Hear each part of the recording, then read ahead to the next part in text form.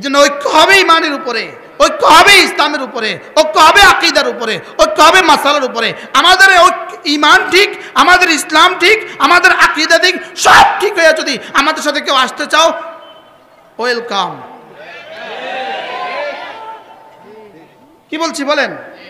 Welcome, শুভেচ্ছা, স্বাগতম, শুভেচ্ছা। আর যদি আমাদের ইসলামের সাথে, আমাদের আকীদার সাথে, আমাদের মতাদর্শের সাথে, মুহাম্মদুর রাসূলুল্লাহ সাল্লাল্লাহু আলাইহি ওয়াসাল্লামের মতাদর্শের সাথে, আমাদের ইসলামের সাথে যোজন যোজন দূরত্ব রেখে যদি শুধুই সিল মারার ব্যাপারে আমাদের সাথে ঐক্য করতে চান, তোমাদের এই ঐক্য থেকে আমরা একা থাকা ভালো। কারণ আমরা আমাদের ঈমান নিয়ে মরতে চাই। আমরা আমাদের ঈমান নিয়ে কি বলেন? আমরা আমাদের ঈমান নিয়ে কি চাই? আল্লাহ, কথা আমার দূর চলে গেছে না?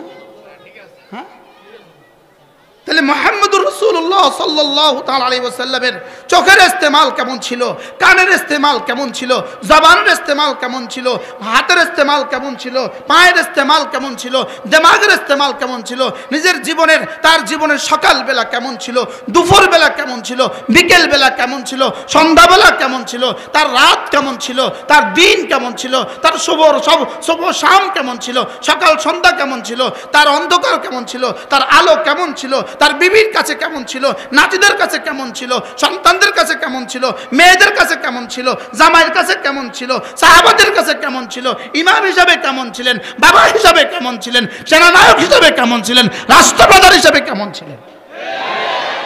কি হয়, এই সবটা যদি আমাদের সাথে মিলাতে পারো, দ্যাটস ওকে।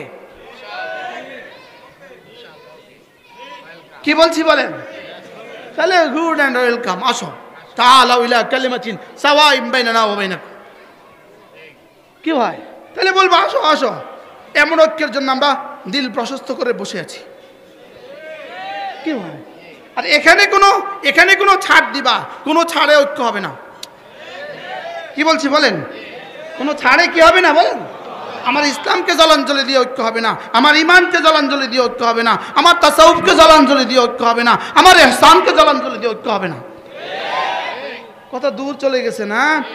তাহলে ছবি আর কত ঝুলাবেন?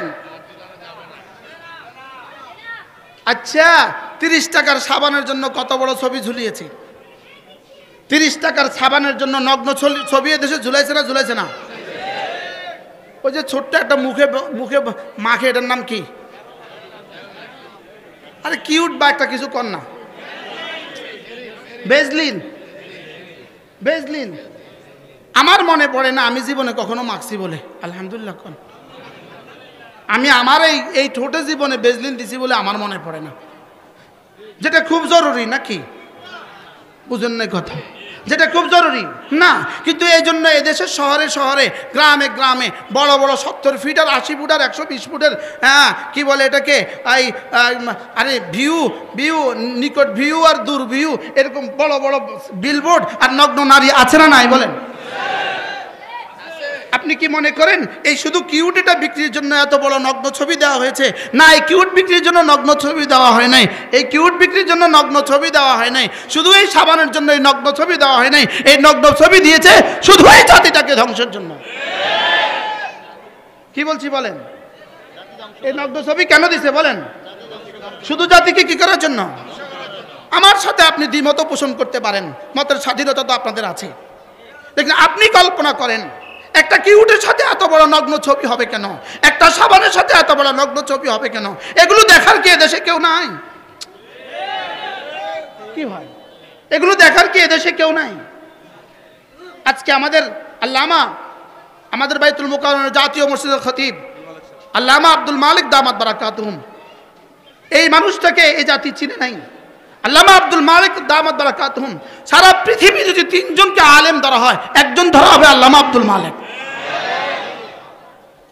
লেকিন দুর্বৃত্তরা, বাংলাদেশের কিছু দুর্বৃত্তরা মামলা ঠুকে দিয়েছে তার নামে। নাউজুবিল্লাহ বলেন। ওরা মনে করেছে ওলামাদের বিরুদ্ধে মামলা করে করে আমাদেরকে দমিয়ে দেওয়া যাবে। ওলামাদের বিরুদ্ধে মামলা করে করে করে করে করে তারা শেষ পর্যন্ত তবলিগ করবে। আচ্ছা, ওলামাদের বিরুদ্ধে মামলা করে তোমরা যেই তবলিগ করবা, এই তবলিগ শেষ পর্যন্ত কোন মানুষটা করবে? মনে হয় বুঝেন নাই। হ্যাঁ, যেই মামলার আসামি আব্দুল মালিক সাহেব 1 নম্বর আসামি। কি নাউজুবিল্লাহ জানেননি? নাউজুবিল্লাহ। এই তাবলীগ শেষ পর্যন্ত কে খাবে? আমাদের নোয়াখালীতে একটা, আমার মা ছোটবেলা একটা গল্প কইতো। এক বেটা কুলি ছিল। কি ছিল বলেন? কুলি ছিল। তো কুলি সমনষ্ট হয়ে যাবে, থাক অপ্রাসঙ্গিক, বাড়াল সমনষ্ট হবে আমার। কি বলছি? শেষ পর্যন্ত তোমাদের তাবলীগকে কিন্তু জাতি বলে দিব, নেই খাएंगे। জোরে বলেন না ইনশাআল্লাহ। কি বলবে জাতি? কি বলবে বলেন? শেষ পর্যন্ত জাতি বলে দিবে নেই খাएंगे। এত মিথ্যা দিয়ে, এত মিথ্যাচার দিয়ে উলামায়ে উম্মতকে মামলা করে শেষ পর্যন্ত জাতি বলবে নেই খাएंगे। শেষ পর্যন্ত কেমন হয়ে বেঁচে থাকবা? সংখ্যালঘু এক জাতি হয়ে বেঁচে থাকবা। যেমন এদেশের রেজবিদেরকে কেউ খায় না, এদেশের রেজবিদেরকে কেউ খায় না, এদেশের ভান্ডারীদেরকে কেউ যেমন খায় না, একটা সংখ্যালঘু হিসেবে বেঁচে আছে, এভাবে একটা সংখ্যালঘু হিসেবে বেঁচে থাকবে। আল্লাহ আমাদেরকে বুঝা মানা সহজ করে দেন। সকালে বলেন আমিন। আমার কথা দূর চলে গেছে। আমি প্রথম প্রসঙ্গ ছিল আমার, আমি যে আয়াতে কারিমা তেলাওয়াত করেছি, মান জা বিল হাসানাতি ফালাহু খায়রুম মিনহা, এই আয়াতে কারিমার পুরো আয়াতে কারিমা আপনাদের সামনে পড়ার উদ্দেশ্য ছিল আমার, কিন্তু সেখান থেকে আমি চলে গেলাম। রব্বে কারিম আমাদেরকে দুনিয়াতে দিয়েছেন শুধুই জান্নাত সাজাবার জন্য। মনে আছে আপনাদের? শুধুই কি করার জন্য? শুধু জান্নাত সাজাবার জন্যই দুনিয়া দিয়েছেন। দুনিয়াতে এসেছি আমরা শুধুই জান্নাত সাজাবার জন্য, আর জান্নাত সাজাবার জন্যই রব্বে কারিম কোরআন ও হাদিস দিয়েছেন। সুবহানাল্লাহ বলেন।